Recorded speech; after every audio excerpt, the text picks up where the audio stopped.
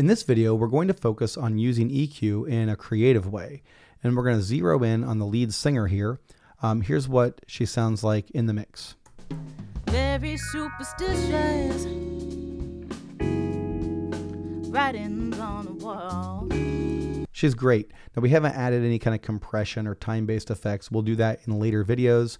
But for now, what I have on her voice is just this EQ curve here, right? I've cut out the lows. I've cut out a couple of problem frequency areas. I've added some sparkly highs to make the overtones in her voice stick out a little bit more. And I've added just a very slight touch of warmth in the low mids here. And this is just to make her voice sit in the mix. Now, we're going to ignore all that for now. I'll just bypass it. And I'm going to get a different EQ plugin. And what if we wanted the verse, or like the first half of the verse, to have a special effect on it? Well, I'm going to go to this preset library here and go to my special effects and choose telephone. And so now you can see in this EQ plugin, we have the lows totally cut up to almost 1K. We have the highs totally cut, and we just have this very narrow range boosted, and it's going to sound like this. Very superstitious, writings on the wall. So it sounds like she's like using a telephone, right? Very classic effect. It's in 1,000,001 songs out there. You could, as the verse continues, automate these points, right, to move out of the way so that the curve widens.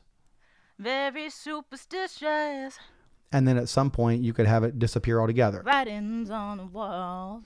So, the reason you would use this, you probably wouldn't use that effect for like the whole part the whole time. You would use it for a section. Maybe the verse of the song has this sort of frequency restriction on it. And then the chorus opens up. And then you give your listener something more interesting, instead of just the same EQ all the time, you give them something new to grab onto when the new song section comes.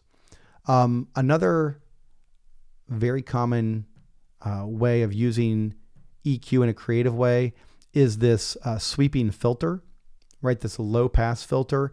This is on like every EDM song from the 2000s up, and it's just very classic. So let's get the full mix here, and I'll just do kind of a simulation of this. I'm just raising this up manually. Very superstitious. So that sort of filter sweep is very common, and that's another creative use for EQ. So you can use EQ in a creative way to create unique sonic moments for the listener.